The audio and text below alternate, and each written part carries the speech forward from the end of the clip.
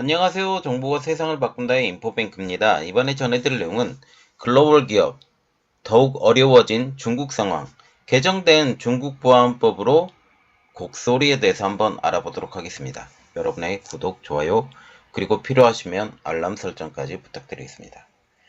지금 중국의 개정된 보안법 때문에 글로벌 기업들이 호소, 즉 곡소리가 나고 있습니다.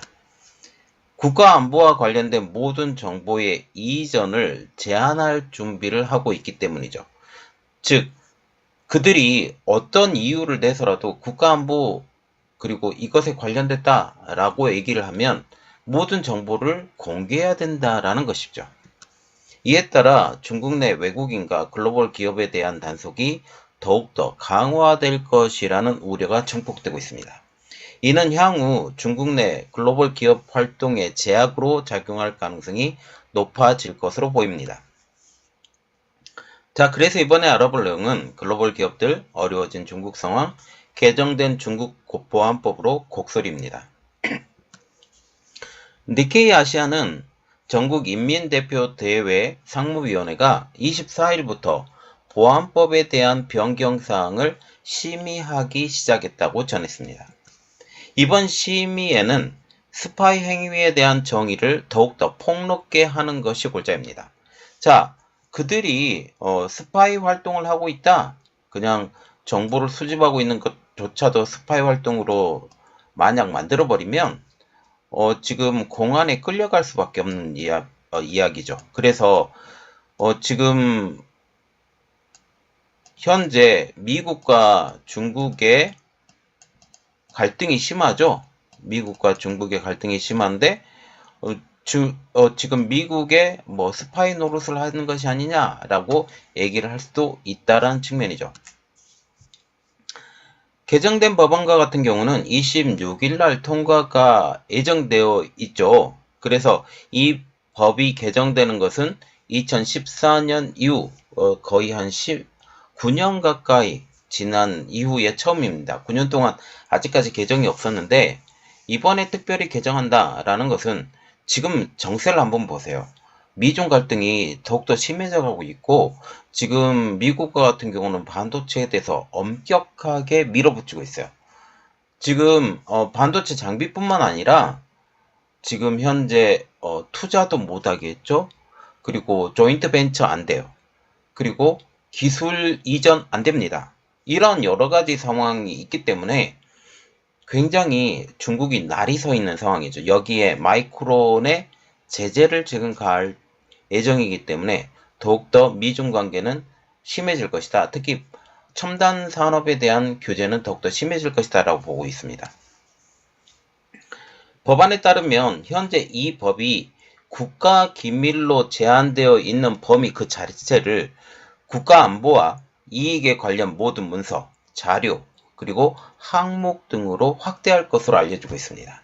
그래서 지금 국가 기밀만 제한이 있었는데 이제 국가 안보 그리고 국가 이익 이러한 부분까지도 지금 보안법에서 다룬다라는 그런 내용이죠. 특별히 무엇이 국가 안보와 이익을 구성하는지에 대한 더 이상의 세부 사항은 공개되지 않았습니다. 사이버 보안 분야에서도 더 넓게 법을 적용할 것으로 알려지고 있습니다. 사이버 공격에 대한 시스템의 취약성에 대해서도 적용할 것으로 알려지고 있죠.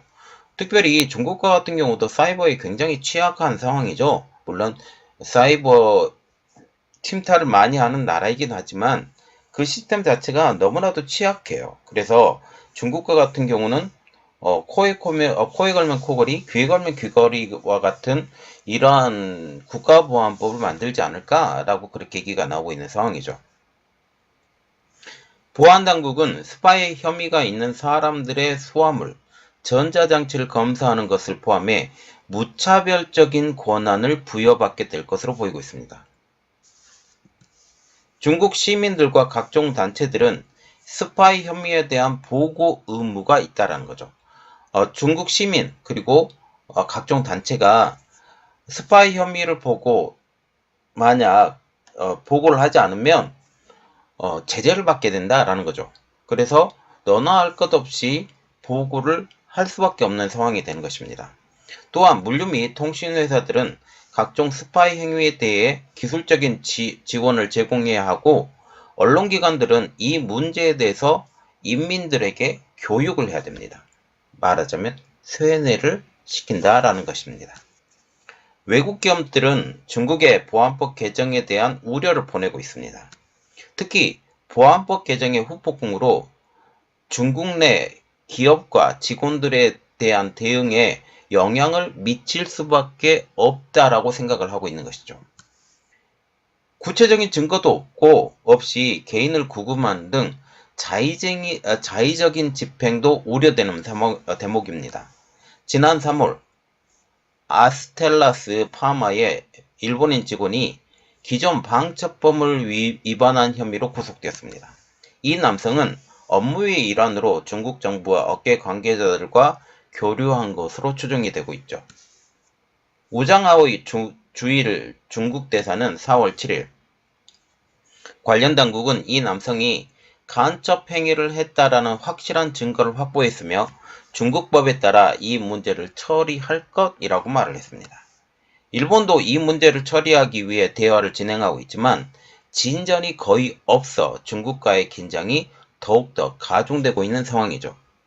지금 일본과 같은 경우는 미국께 완전히 찰싹 붙어 있어서 지금 갈등이 더욱더 심해져 가고 있습니다. 물론 경제적인 문제에 대해서는 따로 떨어뜨려서 지금 얘기를 하고 있다 하지만, 지금 완전히 러시아가 우크라이나를 침공한 이후 신냉전이 되면서 줄 세우기가 완전히 되고 있고, 일본은 미국 편, 한국도 미국 편, 중국은 우리나라를 어떻게든지 자기 편으로 끌어들이려고 지금 노력하고 있는 상황이라는 거죠. 지금 중국 내 외국인 노동자들도 위험에 노출되어 있습니다. 개정된 보안법에서는 법의 적용에 따라 불법으로 간주될 수 있는 모호성 때문에 긴장감이 증폭되고 있다라는 분석까지 나오고 있죠. 그래서 그들이 어떻게 이 법을 적용하느냐, 이것 때문에 법의 심판을 받게 될지 법의 심판을 받지 않게 될지가 결정된다라는 것입니다. 일반적인 사업 운영상 중국 내 활동이 잠재적으로 큰 문제를 일으킬 가능성이 커지고 있는 상황이라는 것이죠. 일본 기업들은 중국에 있는 외국인 노동자들에게, 다시 말하면 중국에 있는 일본인들에게 중국이 국가 안보의 우선순위로 여기는 기술 분야에 대한 새로운 사업 계약을 체결할 때 특히 조심하라고 경고한 상황입니다. 여기서 우리가 눈여겨봐야 될 것은 기술 분야에 대한 새로운 사업 계획이에요. 지금 현재 가장 중국이 제재를 가장 많이 받고 있는 게 기술 분야인데, 이 기술 분야에 대해서 새로운 사업 계약할 때 특히 조심하라 라고 경고했다라는 것입니다. 자, 지금 보시면 중국이 9년 만에 국가보안법을 개정합니다. 국가보안법을 개정하는데, 이전에 군사기밀과 같은 이러한 이야기만 나왔던 것들이 이제 법의 적용을 좀 더 폭넓게 한다라는 그런 얘기가 나오고 있고, 이것 때문에 더욱더 중국에서 사업을 하기 힘들어진다라는 그런 말이 나오고 있습니다. 이 때문에 저는 개인적으로 생각하는 것은 이러한 여러 가지 어려운 상황, 그리고 코로나19의 대응, 미중 관계의 갈등, 그리고 지금 반도체 분야나 첨단 분야에 대해서 미국 자체가 투자 제한, 조인트 벤처 안 돼, 기술 이전 안 돼, 이러한 내용들 때문에 지금 많이 힘들다라는 거죠. 중국과 같은 경우는 미국의 기술 이전, 그리고 일본의 기술 이전을 가지고 많이 성장을 했는데, 이 자체가 아예 안 되는 상황으로 변모되는 것입니다. 그래서 중국은 지금 굉장히 날이 서 있는 상황이고, 우리나라 사람들도 특히 조심해야 된다라고 그렇게 생각을 하고 있는 것이죠. 자, 이번 내용은 여기까지 하겠습니다. 저희 내용이 여러분들에게 도움이 됐다고 생각을 하시면 구독, 좋아요, 그리고 필요하시면 알람 설정까지 부탁드리겠습니다. 감사합니다.